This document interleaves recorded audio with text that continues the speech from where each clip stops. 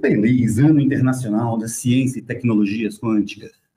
2025 foi declarado pela Unesco como Ano Internacional da Ciência e Tecnologias Quânticas, ou como nosso convidado, que daqui a pouco vocês vão ver, traduz melhor que eu, Ano Internacional da Ciência Quântica e de suas tecnologias. Esse é o Bate-Papo Quântico, na sua temporada 25, num formato diferente. Estamos experimentando essa gravação aqui no estúdio do IFIS, nosso Instituto de Filosofia e Ciências Humanas da Unicamp. E a gente já agradece pela hospitalidade, pela parceria que deve durar bastante. E vocês vão agora se acostumar ao longo dessa temporada a ver aqui do meu lado companheiro de muitas coisas na vida, incluindo todo o Bate-Papo Quântico, onde ele já esteve por trás das câmeras, na frente das câmeras, e está de volta para uma temporada à frente dela. Bem-vindo, Xará. Obrigado. Este é Marcelo, paleólogo, professor da Universidade Federal do Rio de Janeiro, e a gente vai conversar bastante ao longo da temporada toda. E para o papo de hoje, a gente tem um convidado especial, nosso querido Fernando de Mello, pesquisador do CBPF, Centro Brasileiro de Pesquisas Físicas. Olá, todo mundo. Marcelo, muito obrigado. Eu não tô ouvindo. Tem nosso som. Você não consegue ouvir o som da voz dele? Isso. Minha voz. Ok, mas conseguiremos, o áudio capta muito bem e tudo mais. E vamos lá, vamos bater papo. Um dos nossos objetivos, no momento, é contar melhor para a sociedade como é que cientistas são formados.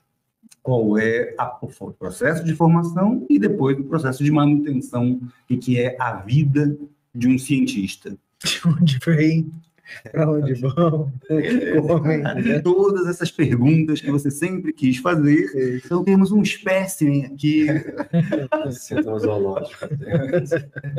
Exatamente. Vamos ao zoológico quântico. Com o nosso querido Fernando de Mello. E entre as coincidências desse primeiro episódio da temporada os três são crias da casa. Né? Nós três chegamos, 2 deles no mesmo ano, o outro um tempo depois, pouquinho depois, aqui na Unicamp.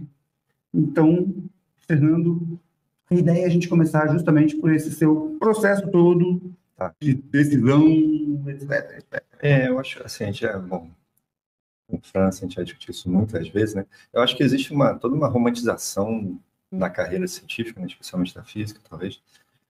E eu não sei, eu sempre ouço outros podcasts, inclusive esse, mas que pergunta por que você virou cientista, né? A gente já discutiu isso muitas vezes. Eu acho que para mim é quase aleatório, assim, né? Foi quase na sorte. Acho que, não sei, quando eu fui fazer o vestibular, eu estava em dúvida, né? Aproveitar que estou aqui no FIS, entre história, engenharia civil e física, né? Então acho que, não sei, acho que tem sempre uma coisa. Eu era uma criança muito curiosa, né? Acho que tem sempre essa história, né? Eu desmontava tudo, toda criança faz isso, né? Basicamente. Acho que não tem muito essa. Algumas montam. Eu basicamente só desmontava. Não conseguia montar. Eu lembro que eu desmontei 2 telefones tentando consertar um, a gente acabou sem 2. Mas, enfim. Acho que tem, não sei, tem um grande papel da aleatoriedade, né? E também o fato, enfim, de qual vestibular que você consegue passar, acho que também influenciou na minha vida. Mas, enfim, uma vez decidido fazer física, eu vim por cursão, assim como vocês aqui no Unicamp. Você não veio por cursão? Nós somos pré-cursão. E aí, bem, todo mundo sabe, mas a Unicamp tem essa ideia interessante do ingresso unificado.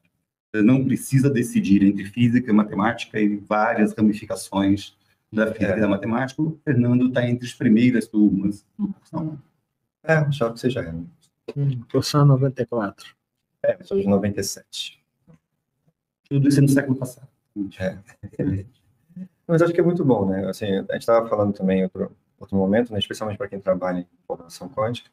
Então, o fato de ser matemática, física e matemática aplicada, ciência da computação na época, acho que te prepara para viver nesse meio um pouco mais interdisciplinar.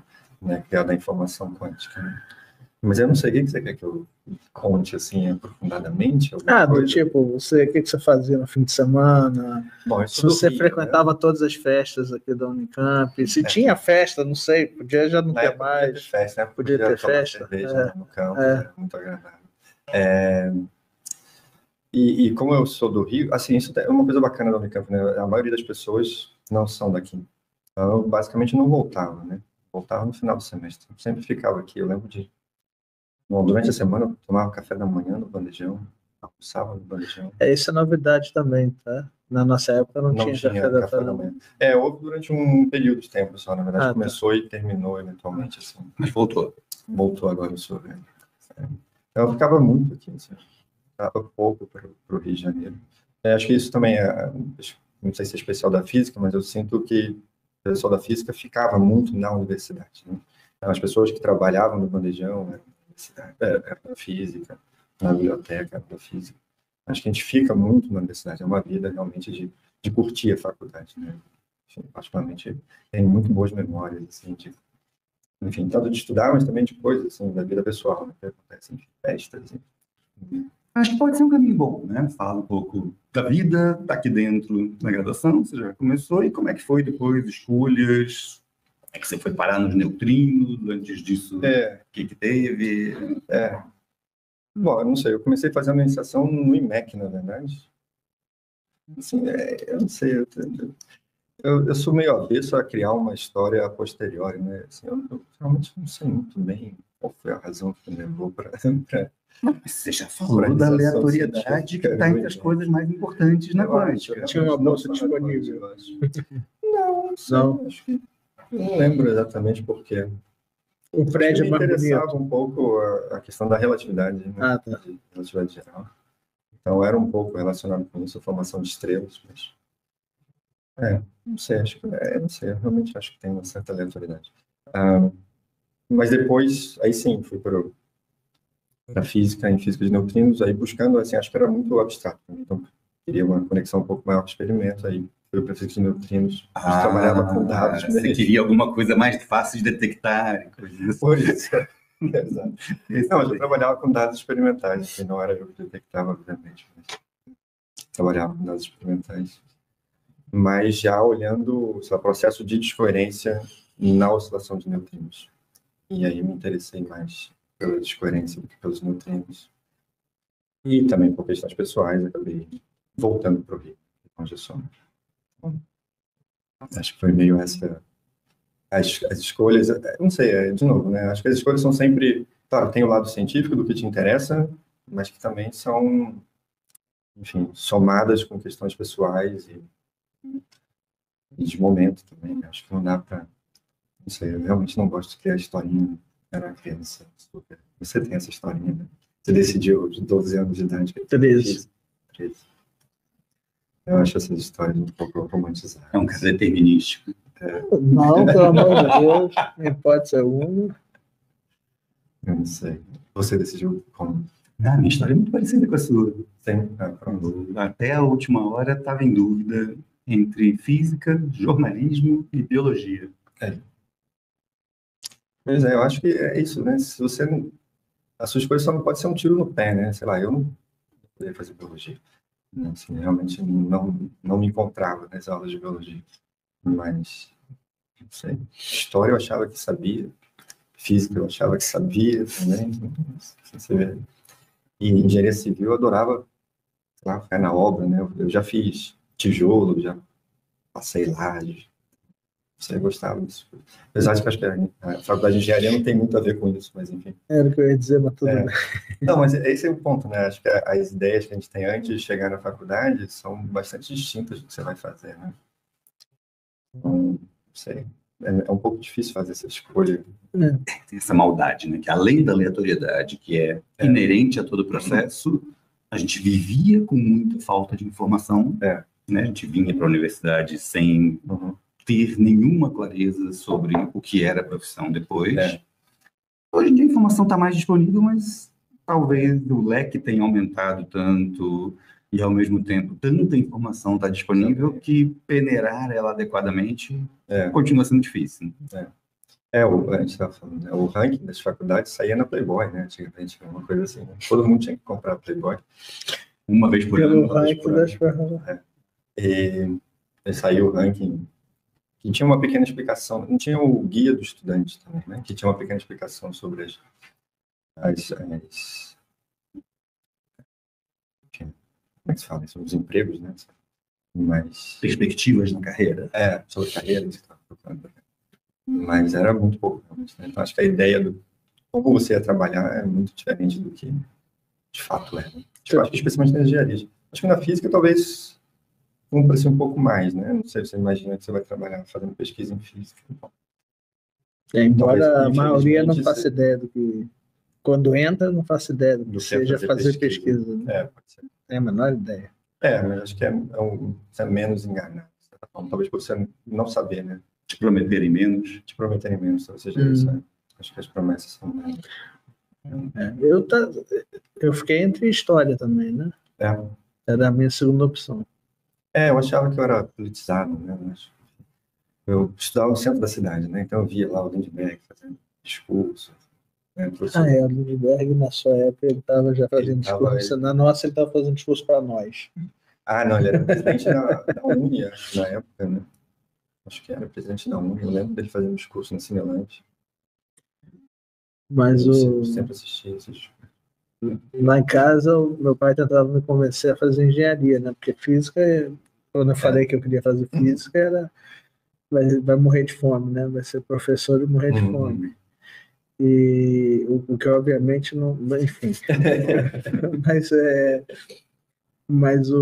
Aí até o dia que ele descobriu que minha segunda opção era história, aí ele disse, não, a física tá ótimo. Meio quadrado. Tudo bem, enfim. Lá em casa, bom, eu fiz física, minha mãe é bailarina profissional, então acho que meus pais eram bastante, enfim, aceitavam bastante, de fato. E vinham fazendo uma poupança desde então. Por isso. Não, enfim, minha irmã virou bailarina profissional, assim, do estado, né? Ela há uns 15 anos, talvez, alguma coisa assim. Ela teve um emprego muito rápido. Carreira precoce. Não sei se precoce para bailarina, não sei, acho que talvez não seja, né, na verdade.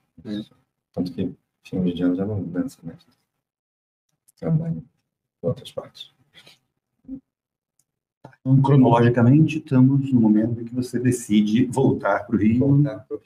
Fazer doutorado na UFRJ. Isso. Enfim, quando eu estava pesquisando mais sobre mecânica quântica, enfim, descoerência, né, esses problemas, então perguntei para várias pessoas, né? Eu lembro de falar com o Lúcio, enfim, também com o Marcelo Guzzo, né, que foi meu orientador de mestrado. Quem poderia ser uma pessoa interessante, né? Eu estava querendo voltar para o Rio e, bom, o nome do Luiz sempre aparece, né?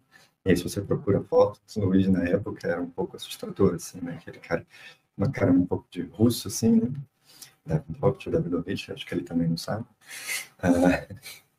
Mas todo mundo dizendo que ele é um cara super bom.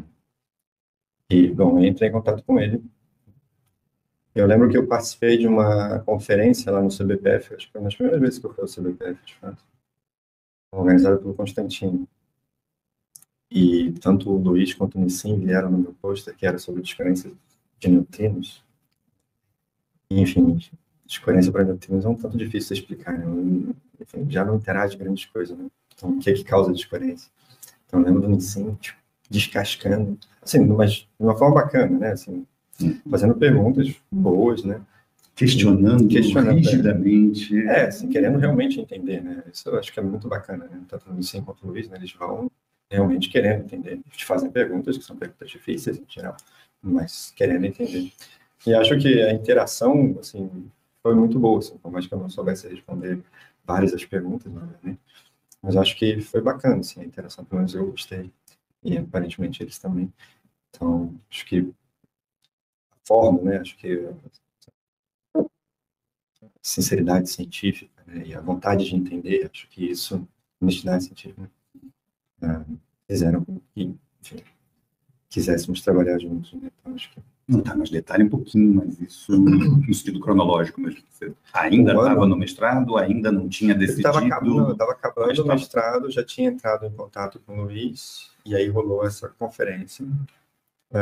Foi, sei lá, eu não lembro uns anos, assim, deve ser 2002, talvez, então foi no finalzinho de 2002, teve a conferência. Eu já tinha entrado em contato com ele, então tanto ele quanto o Nissin já foram ao meu pôster para me conhecer um pouco melhor, né? A gente tinha entrado em contato via e-mail, mas aí foi esse momento que a gente se conheceu um pouco melhor. Foi sua entrevista para o doutorado. De certa forma. Acho que é isso, assim, acho que mais do que saber sei lá, o conteúdo, assim, né, é mais o comportamento, né? Acho que esse que é o mais interessante, né? Assim, eu nunca fui sei lá, um super bom aluno, não. As notas aqui são medianas, mas acho que isso não importa tanto, né? Acho que o importante mais é isso, a vontade de aprender, enfim, a honestidade científica, né? Enfim, trabalhar, né? Duro, né? Acho que saber o que você não sabe. Exato, né? Acho que esse também é super importante, né? Acho que eu vejo várias pessoas que tinham notas muito boas e às vezes não funcionam também, né? Acho que tem toda uma questão também que talvez fosse interessante de discutir, assim, né? Que é a questão emocional mesmo, né? Acho que tem uma vertente que é, assim, uma qualidade que às vezes é meio não levada em conta, né? Assim, às vezes você é um ótimo aluno, mas que é, sei lá, disperso, ou, enfim, não consegue focar num determinado ponto, né? Às vezes não é tão bom quanto o cara que de repente não é tão bom aluno, mas consegue focar. Acho que tem muitos tipos de físico, né? De cientistas, né? Acho que esse é o ponto, né? Não dá para exigir, sei lá, né? Pessoa nota 10, acho que é meio uma enrolação. Assim. Ia falar que o histórico impecável acaba revelando uma falta de preparação para frustrações. Talvez, né? É verdade também. Isso, né? Isso aí Acho que o histórico impecável também gera uma cobrança, né? Muito grande, né? Acho que é isso que está querendo dizer. Vejo acontecer com alunos, assim, né? Que são, às vezes, muito bons, mas eles botam um nível de exigência que é impraticável, especialmente dado a maturidade e o nível de desenvolvimento que eles estão. Esse é um ponto que eu repito, assim, com uma frequência enorme, que é um detalhe que eu acho da vida do cientista que a maioria das pessoas e os próprios cientistas jovens desconhecem, né? Que é, embora a imagem pública não parecesse, hoje em dia eu acho que com esse sem número de podcasts e você vê os cientistas falando sobre eles o tempo todo, está diminuindo um pouco essa ideia, mas essa percepção, mas é assim, são pessoas, né? Ou seja, são sujeitas a toda sorte de reações que uma pessoa tem, né? E fazer ciência, ao contrário do que o pessoal acha, não é simplesmente, por exemplo, fazer física, não é simplesmente enfiar a cabeça sei lá, no papel, no computador ou no laboratório e, quer dizer, tem que aprender a lidar com frustração, porque a gente vive frustrado o tempo todo. Tempo, né? Exato, né? Enfim. 100% do tempo você eu tô errado, né? Isso, exato. E às vezes, quando você está certo, os outros acham que você está errado. Você tem Eles também são eles. Não, e precisa de uma disciplina enorme, então muitas vezes a pessoa não tem essa disciplina, né? Ou seja, não é simplesmente um pouco chavão aqui, mas não é talento só, né? Exato. E também não é só trabalho duro, porque exato. É um conjunto enorme de... mas eu acho que também não é um conjunto fixo, assim, no certo Não, sentido, certamente não, porque tem diferentes tipos, claro. Exato. Tem a pessoa que vai ser melhor em comunicação, né? Vai falar bem fórmulas que funcionam, né? Diferentes fórmulas que funcionam. Acho que a gente não pode romantizar muito, né, a profissão, né? Acho que tem uma certa romantização que acho que atrapalha, porque a pessoa não se sente capaz de ser cientista. Né? Em qualquer lugar que você fala, né? Qualquer lugar que você vai, fala, sou físico, assim, nossa, você é muito inteligente. Não é assim, não tem nada particularmente de inteligência, né? Eu acho que não é esse o ponto, assim, não é que a pessoa é mais inteligente do que o resto. Não, certamente tem um tipo de inteligência dedicada, né? Talvez Mas isso em qualquer outra atividade também tem, né? sim. Na verdade é essa. O fato é esse, cara. Acho que, o meu ponto, acho que eu poderia estar muito feliz, assim, eu estou muito feliz fazendo física hoje, né? Mas eu poderia estar muito feliz se eu tivesse ido para engenharia civil, acho que estaria muito feliz também. Conseguiria contar uma história consistente, coerente da minha vida. Concreta. Concreta mesmo. Né? Tem um aspecto que aqui eu acho que é interessante, pegando um gancho do que você está falando, que é justamente o fato de que pelo menos eu me sinto assim, você provavelmente também, o Terra também, que é o fato de que a gente procura fazer bem o que a gente tem que fazer, né? E aí, isso daí independe do que você escolha para fazer. Qualquer que seja o seu trabalho, qualquer que seja o que você escolheu ou que lhe coube fazer nessa vida. Você procura fazer bem, né? Acho que dá para tirar coisas interessantes, né? Acho que tem que ser...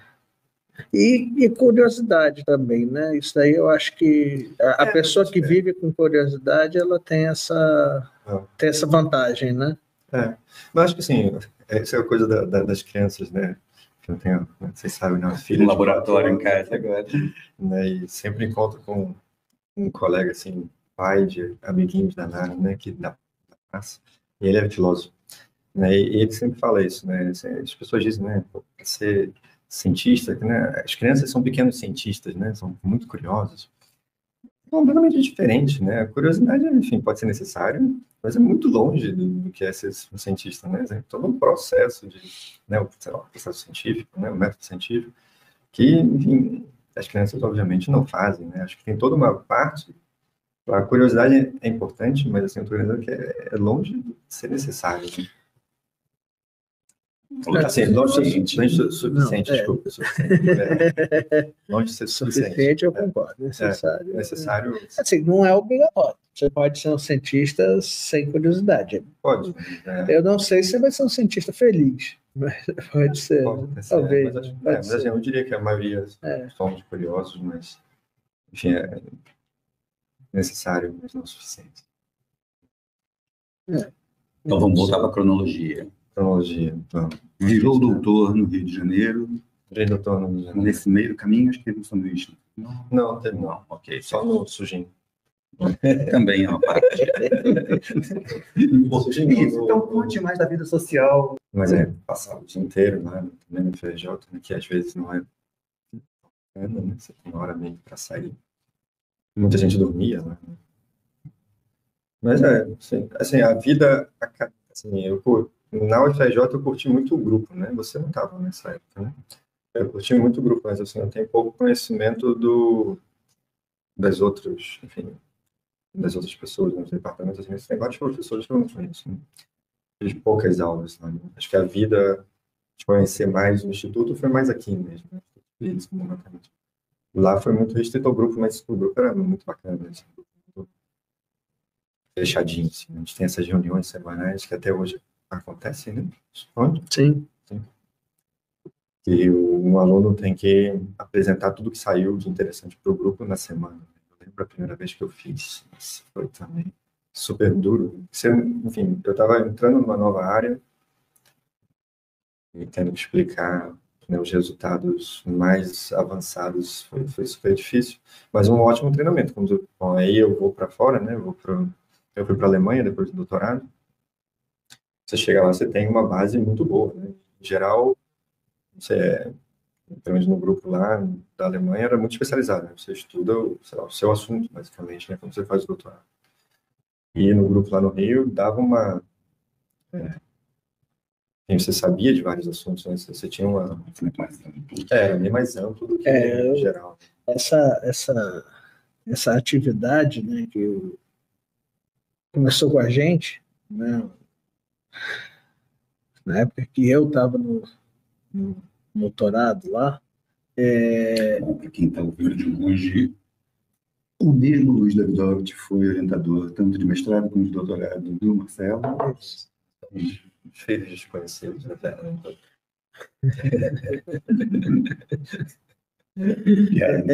Interna, assim, se quiser explicar, fique à vontade. 4 graus, né? Mas tudo bem. 4 graus de camadas, né?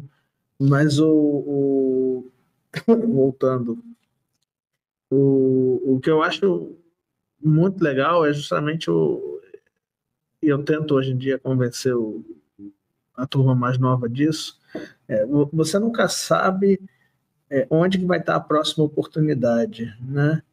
E cultura geral é um dos melhores jeitos de você aproveitar todas as oportunidades que aparecem. Inclusive, acho que você consegue, né? Mas aproveita mesmo assim, né?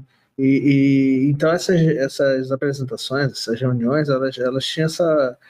Houve momento, eu lembro disso, houve momento que a gente ia para as conferências mais avançadas e a pessoa dava a palestra e a gente sabia em detalhes o que a pessoa estava apresentando, e em qualquer dos assuntos relativos da área, né?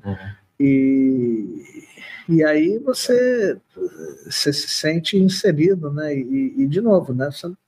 Você está pronto para fazer você está no doutorado, por exemplo, você está qualificado para fazer um pós-doutorado com fulano, com Beltrano, com quem aparecer, porque...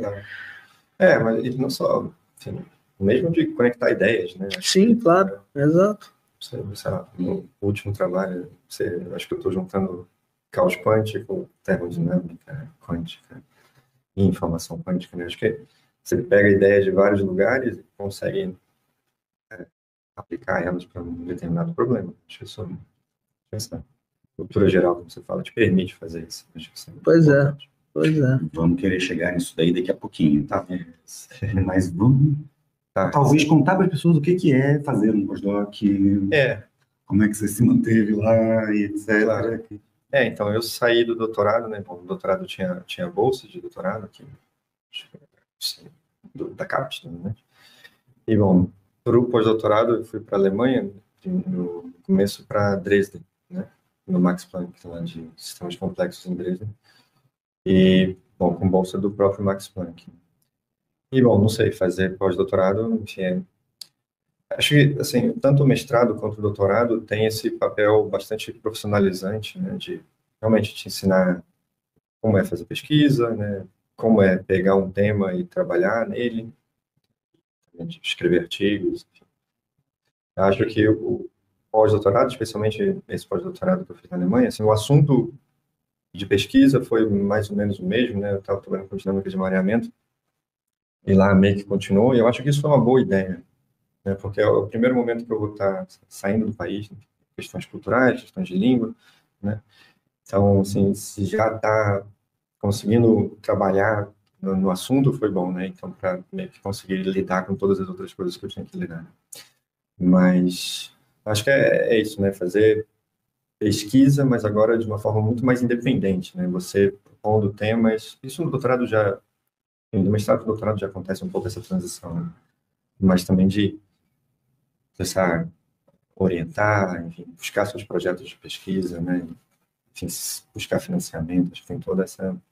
E conhecer outros modos de trabalho, né, então, enfim, tem o grupo lá, eu fiz o doutorado, o grupo de mestrado, cada um tem seu modo de operação, né, e acho que também depende muito da cultura do local, né. Na Alemanha, aquela coisa que, enfim, você trabalha muito mais de, sei lá, de 8 às 5, né, depois eles largam o lápis e vão embora, claro que eu ficava, mas, enfim, acho que tem toda a cultura é bastante diferente, né, então acho que aprender isso, aprender como que é, acho que eles são muito mais, sei lá, produtivos, talvez, no sentido de trabalhar muito focado nos resultados, né? Aqui eu gosto muito que a gente discute muito, né? Mas lá eles discutem só se for para fazer alguma coisa muito particular, né? Então acho que você aprende esse tipo de coisa, né? Acho que foi bastante útil, assim, né? Eu fiquei 7 anos, né? Fazendo os doutorados na Europa, acho que foi bastante interessante. E também pude experimentar diferentes grupos e diferentes assuntos, né? Posso ir indo pelos outros? Pode, eu ia brincar que você achou que alemão não estava complicado o suficiente. Foi Pois para é. o holandês. Não, na verdade, fui para a Bélgica, né? E primeiro, mas assim, então, o primeiro pós-doutorado foi mais ou menos seguindo a linha de pesquisa que eu fazia no doutorado.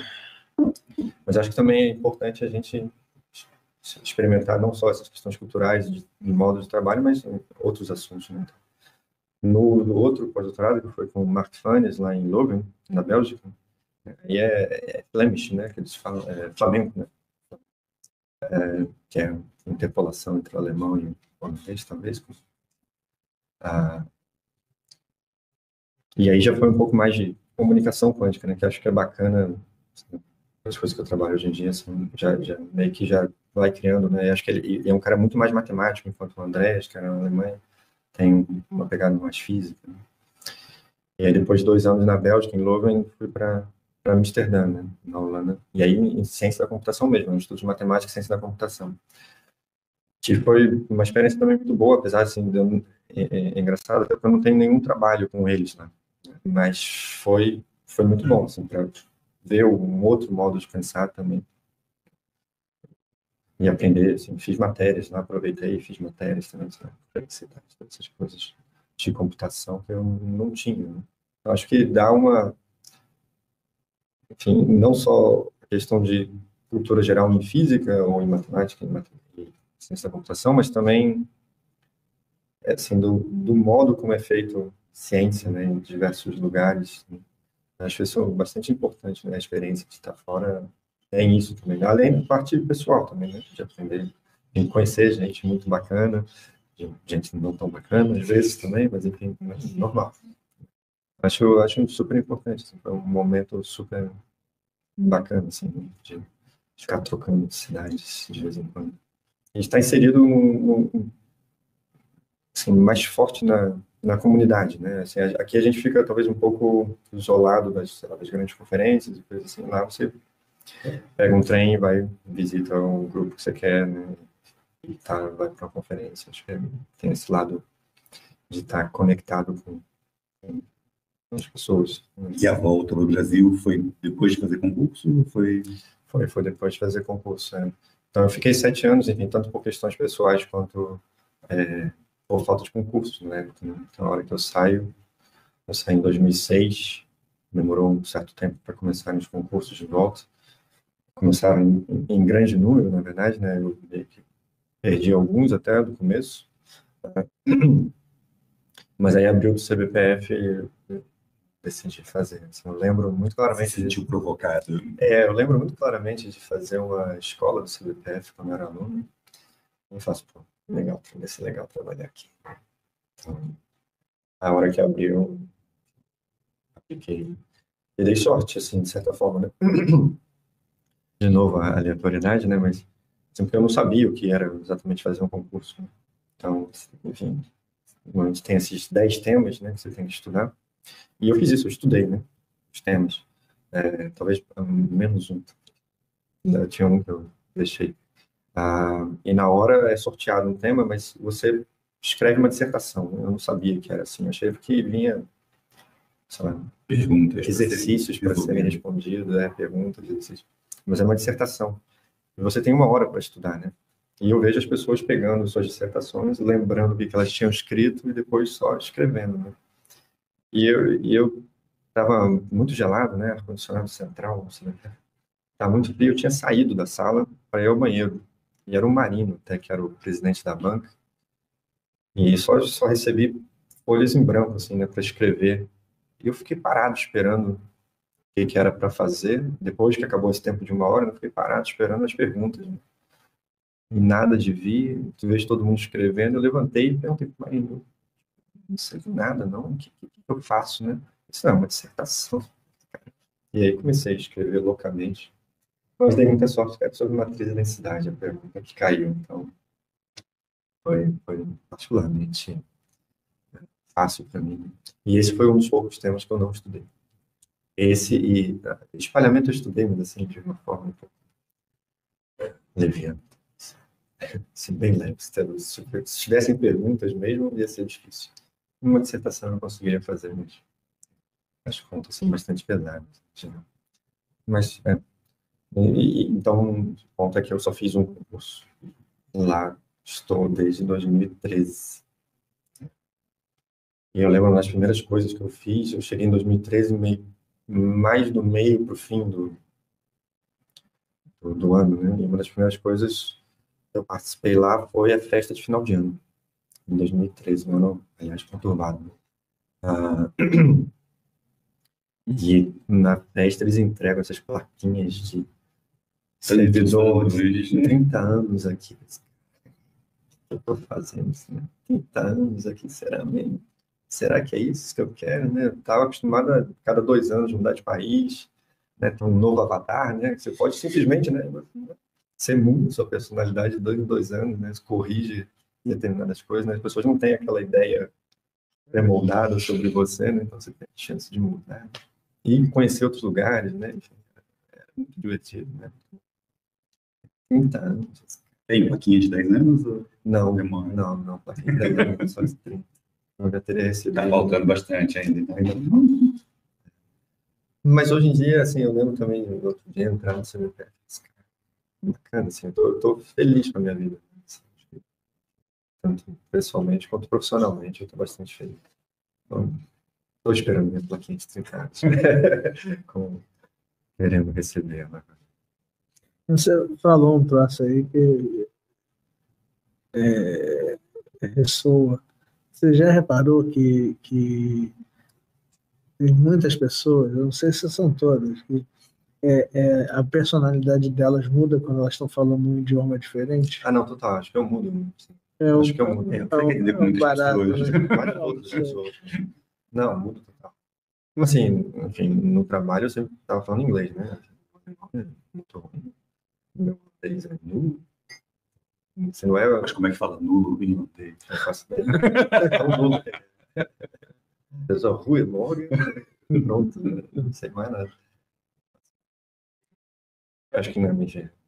Mas eu concordo, assim, dá pra... Eu mudo quando falo inglês, mas essas mudanças no pós-doutorado também são muito úteis, eu acho. Sei lá, acontecem certas coisas e você fala assim, não vou deixar acontecer determinada coisa. Assim. E tem todas as relações pessoais, né? Você às vezes fala assim, aprendi esse, não vou deixar mais acontecer. E aí você está num lugar pronto, né? É ótimo para aplicar essas mudanças que você queria ter, né? E agora não tem muito mais essa chance, né? 30 anos no mesmo lugar. Você tem 2 exemplos que mostram que nem sempre a gente fica verdade. por tanto tempo mais quando acha que... enfim, sei lá.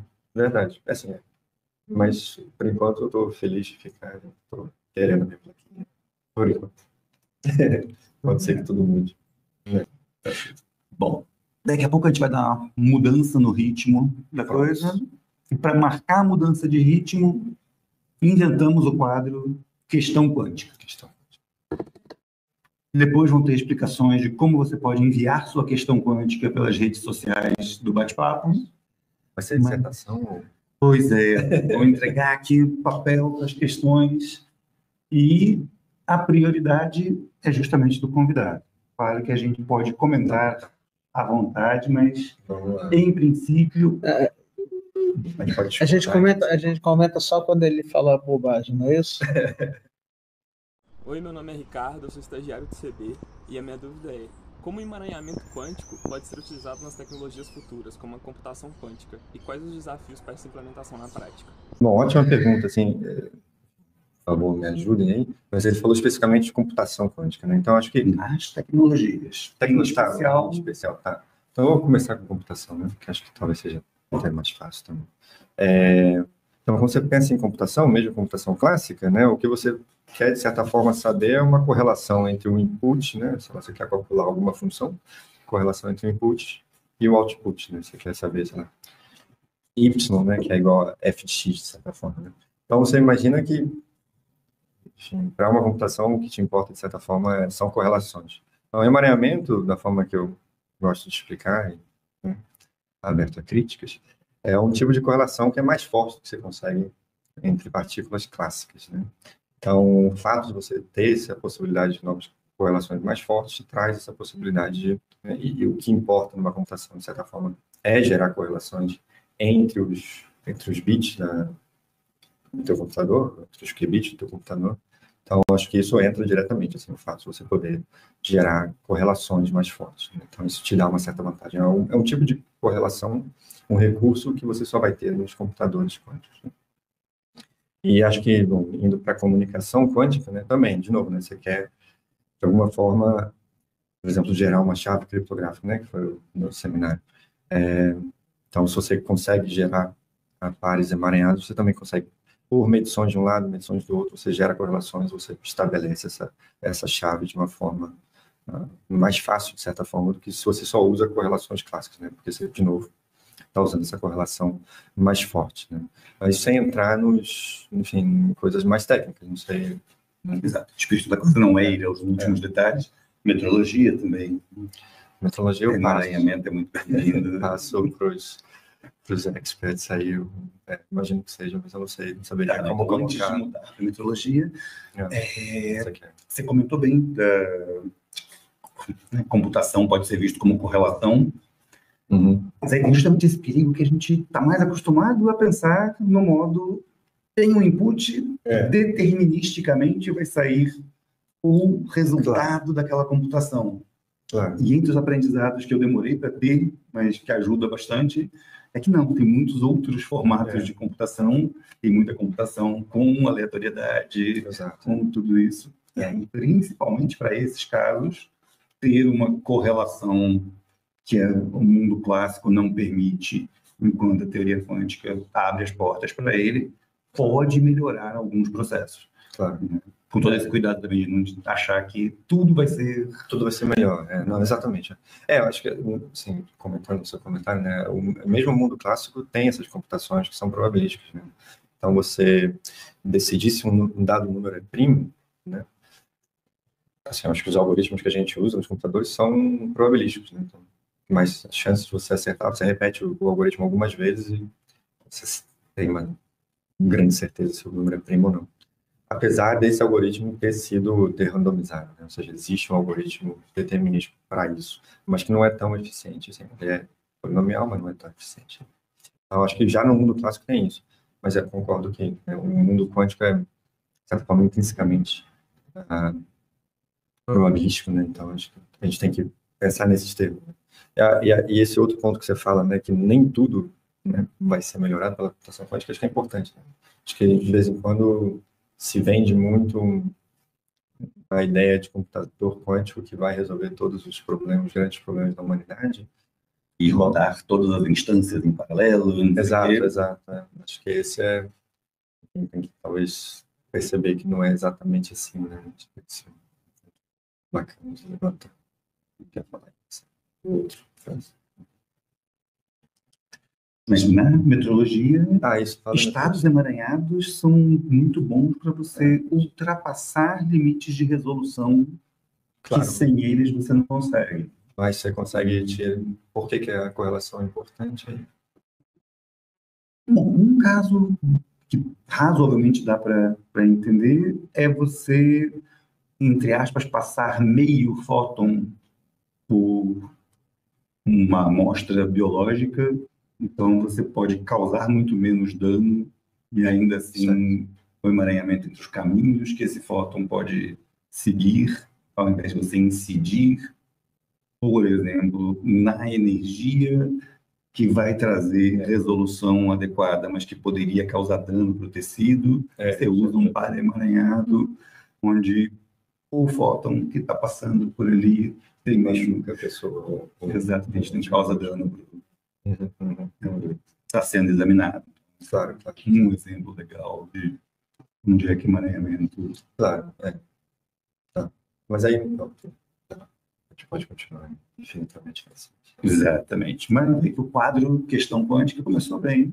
Sim, bom. Espero que ele tenha gostado da resposta. Se não gostou, fmail@cbpr.br, eu posso tentar elaborar um pouco mais. Perfeito.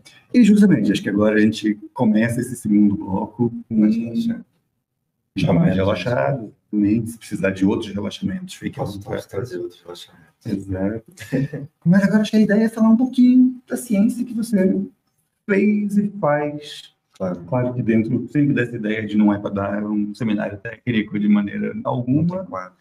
né?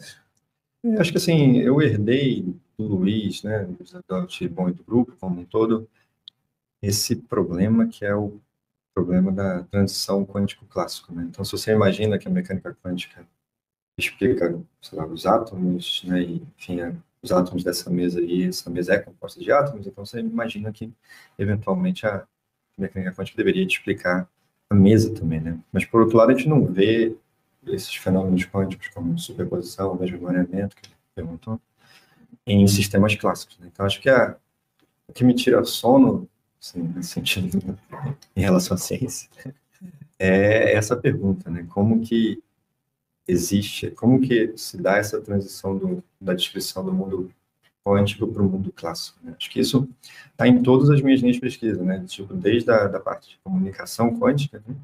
Você quer estabelecer a chave quanticamente, mas se o estado que você está usando para estabelecer essa chave começa a se comportar classicamente, então você para de ter segurança, né?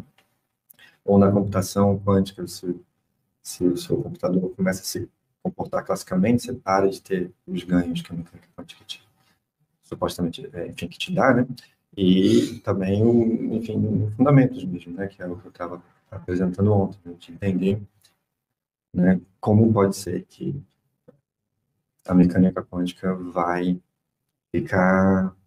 ser compatível com a descrição clássica de todas essas questões, esses conceitos quânticos, né, mais interessantes desaparecem, né? Acho que esse que é a grande pergunta acho que é essa transição quântico clássico, e aí, enfim, dentro dela tem várias coisinhas que eu vou tentando fazer para gerar uma visão sobre essa pergunta, né? Acho que esse que é o ponto, acho que é isso que eu tento fazer.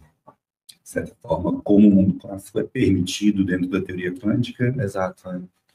por outro lado, como evitar que isso aconteça para poder tirar vantagem. Tecnológicas, por exemplo, exatamente.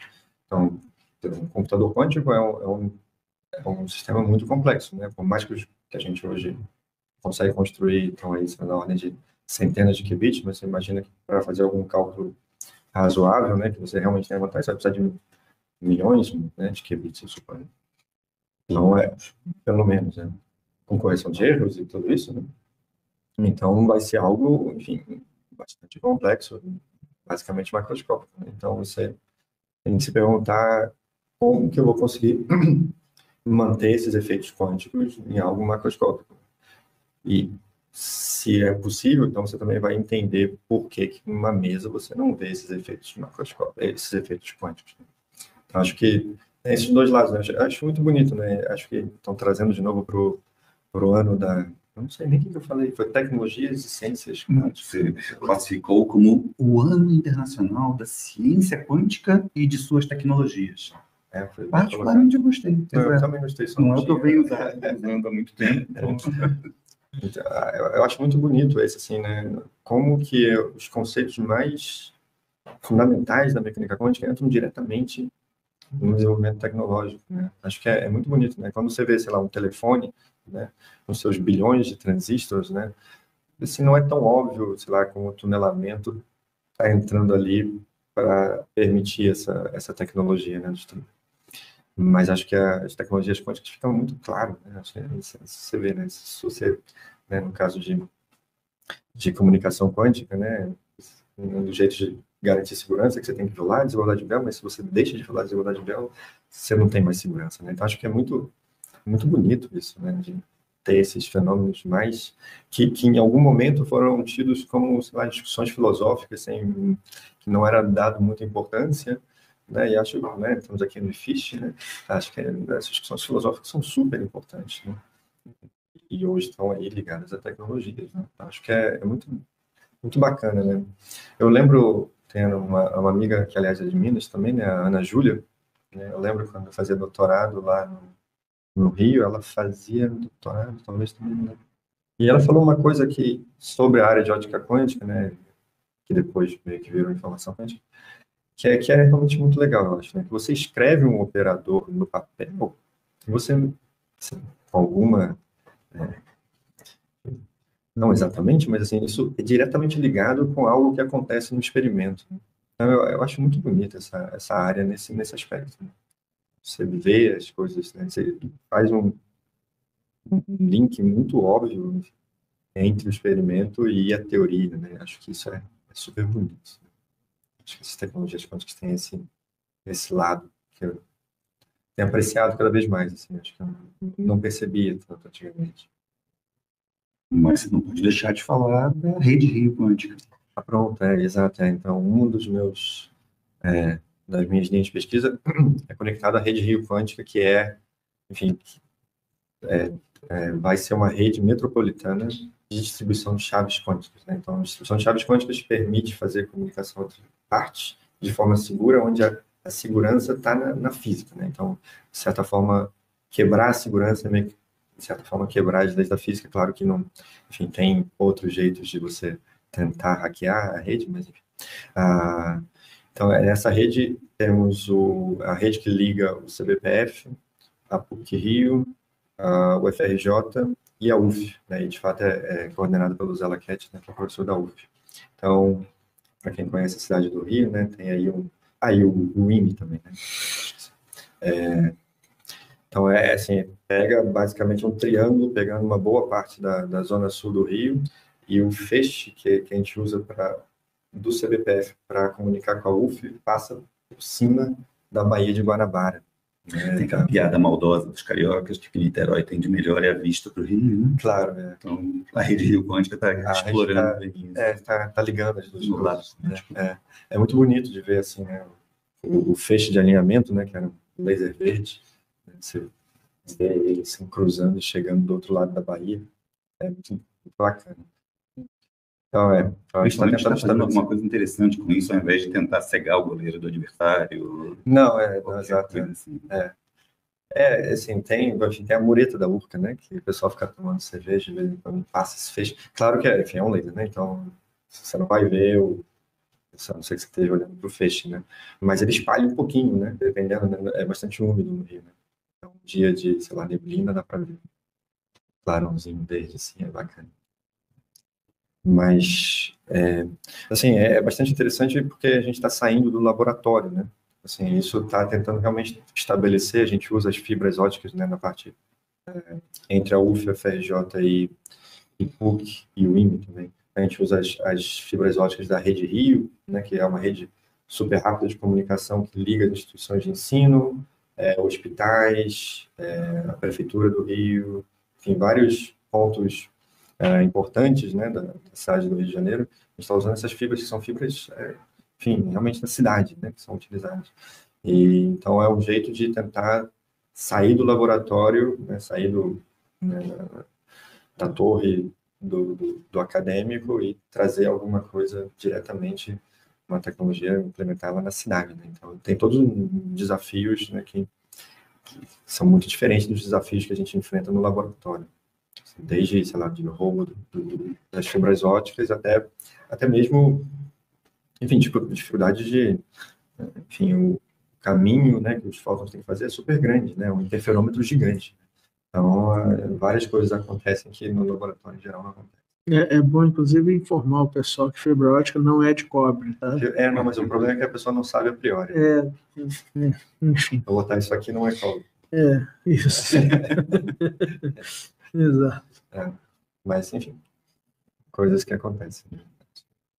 Mas é super bacana poder estar participando desse. Eu sou o único teórico da colaboração, né? Eu estou mais ligado. Bom, Raul, né? Sim, eu estou desde o começo. O Raul está trabalhando comigo, tem um aluno agora, o Mário, também que está trabalhando. A gente está mais encarregado das provas de segurança, né? No futuro próximo, simulação da rede. É super interessante, assim, né? Ver o dia a dia, enfim, as discussões experimentais e tentar entender e adaptar a teoria ao que é possível de ser feito na prática. E acho super interessante, assim, tanto do lado físico quanto do lado aplicado, de trazer algo que realmente, eventualmente, possa ser usado né? O brasileiro adora, né, falar em WhatsApp, Facebook, então acho que tem agora essas coisas de aposta, né? Acho que é super importante a gente ter segurança em comunicação. Então, acho que Tem um outro aspecto aí também que é importante, que é o país precisa dar o passo que o resto do mundo já deu. Né, a gente está um pouco atrasado, mas ainda dá tempo, né? Que é justamente esse um passo de sair do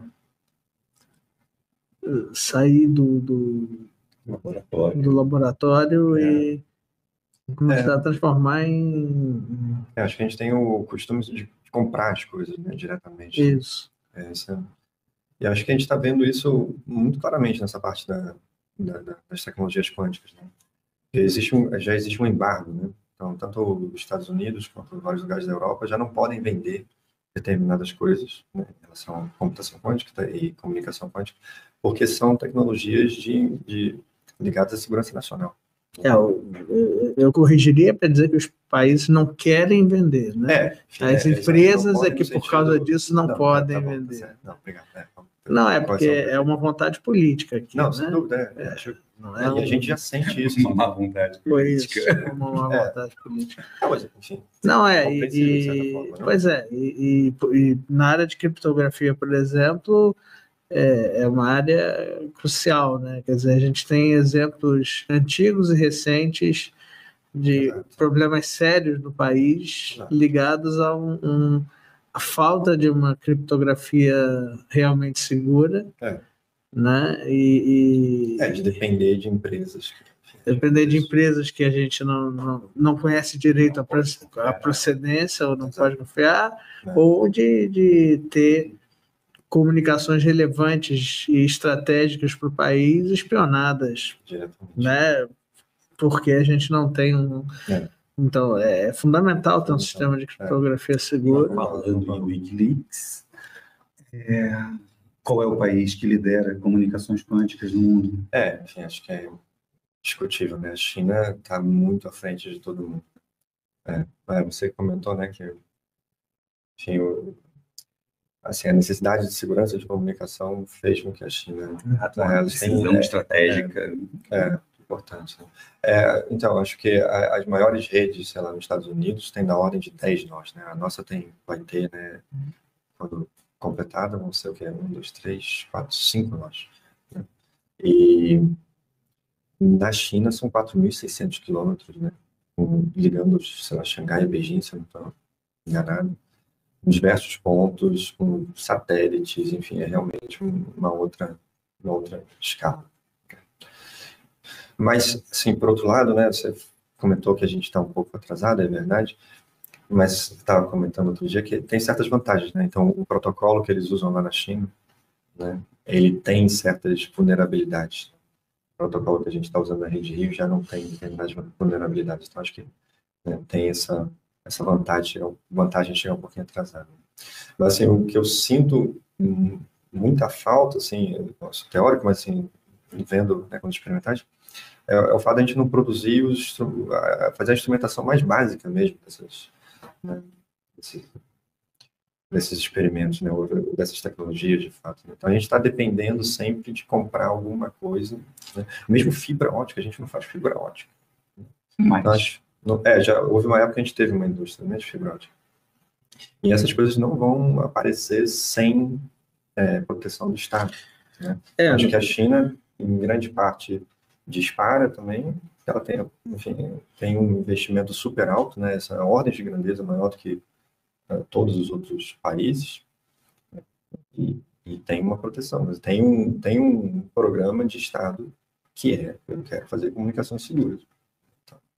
Acho que se a gente não tiver algo assim, vai ser muito difícil. E conecta de volta com o que você falou, que já é realidade, mas só vai piorar, que em breve a gente não vai conseguir nem comprar componentes. Ou seja, ou a gente decide, como política da sociedade brasileira, e aqui assim, deixar bem claro, porque e aí eu acho que os cientistas têm que contribuir para essa discussão, né? Que fala-se muito no Brasil sempre de política de governo, política de governo, política do. Então é sempre o governo fez isso, o governo deixou de fazer aquilo, governo. E a gente precisa mudar essa discussão aqui no país. Tem aqui vai uma crítica aos nossos jornalistas, né? Porque e aí inclusive os mais antigos, porque eles insistem fortemente nessa tecla da política de governo, política de governo. Não, a gente precisa de política de Estado. E aí, política de Estado envolve o Congresso. Envolve o Congresso, e o Congresso tem que entender a função de Estado dele. Né? Não, eu acho relevante a gente falar essas coisas, aproveitar a oportunidade, não sei. Né?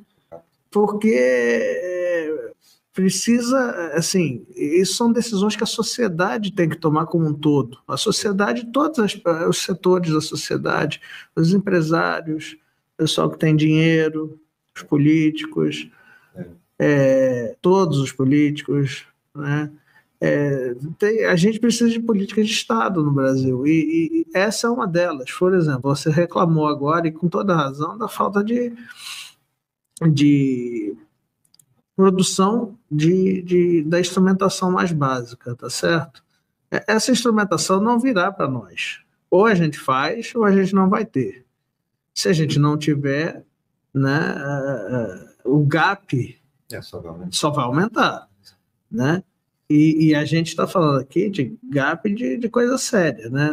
Não só de tecnologias que já tem uma projeção de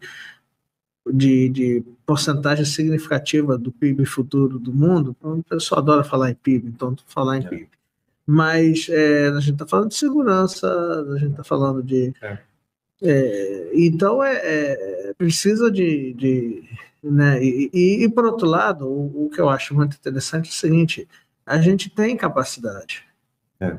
Às vezes que a gente acho que que a gente decide, a gente faz, entendeu? Então, acho que, enfim, tem toda aí uma história, né, dele que passa pelos milênios, né, os projetos do milênio, Paraty, né, a gente formou muita gente boa nessa área de formação quântica, né?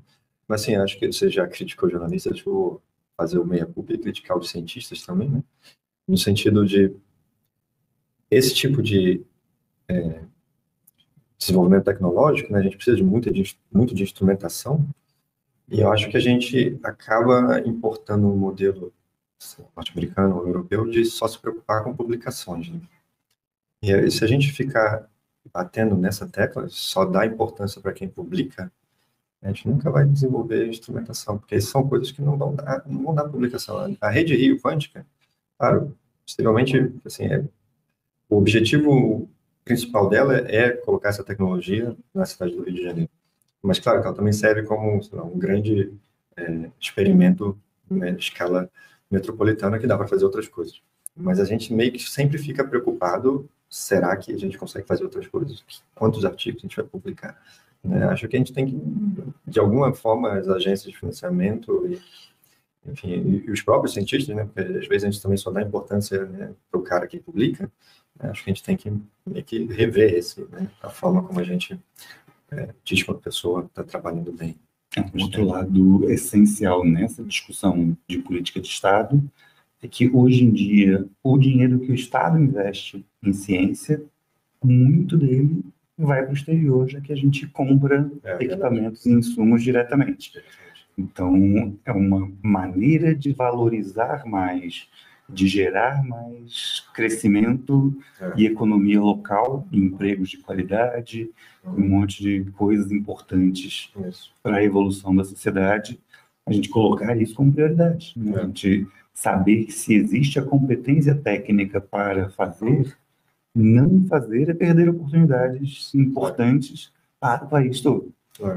Não, e a gente, assim, fala de política de Estado, né, e a China em particular, a gente viu isso acontecer, né, até eu vi, né, eu lembro quando chegava para fazer parecer de artigo de pesquisadores da China, em geral não eram tão bons no começo, né, Mas na minha escala de tempo como cientista, né, que tem, sei lá, 20 anos. 20 anos, talvez, você vê eles saírem de talvez não muito bons para os melhores do mundo, né, porque tem uma política de Estado consistente nesses 20 anos. Acho que isso é bastante... Sim, o fato dá para fazer, né? Isso que o Marcelo estava trazendo, né? A gente tem qualidade, a gente tem pessoas. Acho que a gente tem que mudar a forma como a gente age também, mas assim, tem a questão de políticas também que devem ser mudadas. Precisamos de várias decisões certas. Exato. E persistência. Exato, né? Continuidade. Esse aspecto que você falou da forma como ciência é avaliada pelos pares, né? Uhum. Aí eu acho que também tem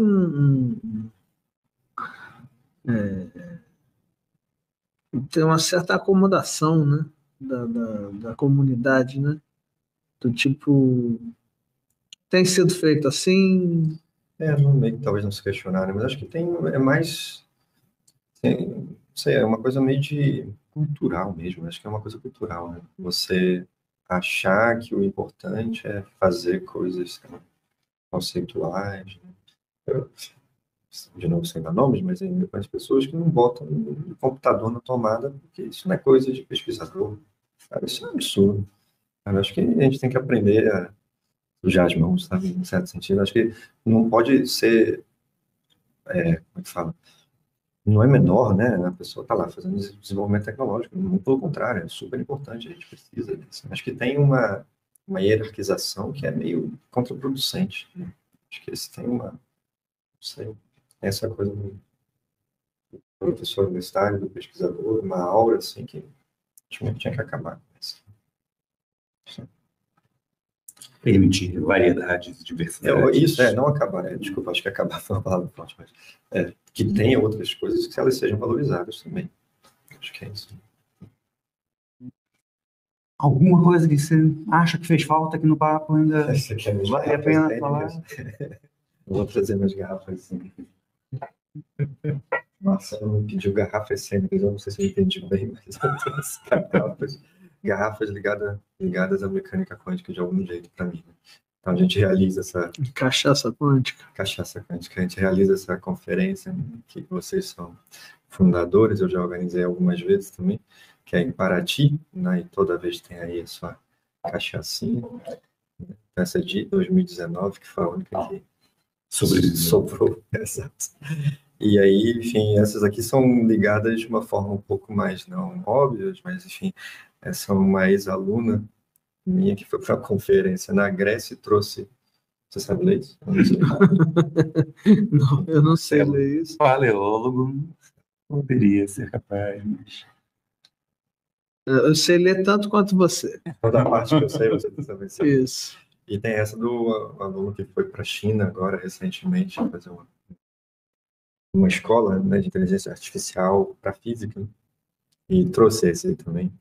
Esse também, você sabe ler?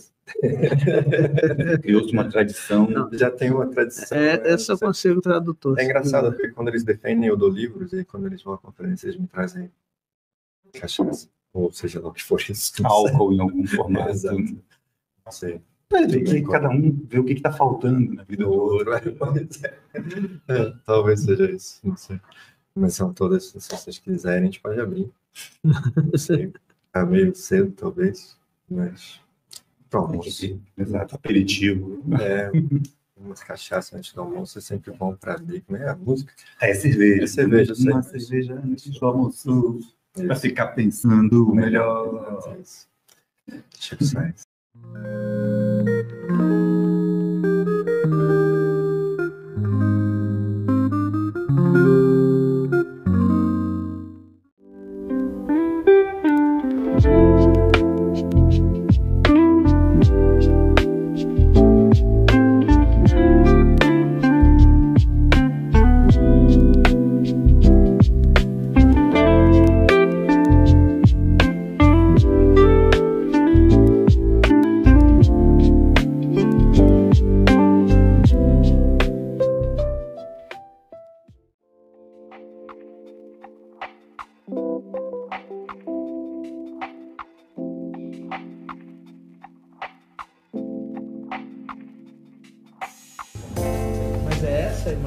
que é sua para a eternidade? Sim. Não, antes da TV. Não, porque eles tinham. Eles tinham o jornal, e era do som do Tim Maia. E aí, no fim das contas, do Tim Maia. E aí. Aqui no som. Não consigo ver o som. Sem querer, não pegar de maneira nenhuma. Se quiser o nome do orientador,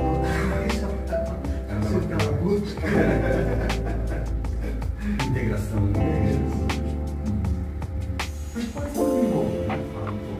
Tipo, Fernanda Montenegro gosta de futebol? Gosto. Torce pra que time? Fluminense, claro. É sério? Gosta de futebol. É sério? Claro, sério. A Fernanda Torres também. Esse já é um caso controverso. Esse é mais discutível. Exato. Fernanda Torres consegue se equilibrar no mundo curioso de gostar de dois grandes rivais. Mas nasceu tricolor Isso. e não nega isso. Temos agora uma página dedicada, exclusiva, Novo canal no YouTube. novo canal no YouTube, onde teremos material antigo e material novo. E material futuro. E material futuro. E material quântico. E Ele vai estar e não estar ao mesmo tempo. Tem muita coisa que já está e não está no canal a esse instante. não, a gente espera que não dependa tanto do dia que você mede, né? O dia e o horário, né? Mas Lulu Santos torce pra quem? não sei. Fluminense. Como você tem esse acervo de pessoas? Gilberto Gil. Você é fluminense? Chico Buarque. Chico, Marcelo Terra Cunha. É por isso. Tá explicado. Marcelo Paleólogo. A coleção de gente legal que torce pro Fluminense é grande. É né? legal, mas Ah, mas Por que deve vocês ter gente... convidaram o PR? Não, a escolha de time do Pierre não vai ser discutida. Ele é Fluminense também, mas não será discutida aqui no... obrigatoriamente. Pode não ser fluminense estar aqui? Pode, a gente até aceita. Pode, não deveria, mas Eles já pode. aceitaram, que bom. Não deveria, mas pode. Embora qualquer pessoa que conviva um pouquinho comigo e com o Marcelo vira Fluminense pelo menos um pouquinho, entendeu? Bom, vou tentar não conviver tanto. Cuidado com os preconceitos.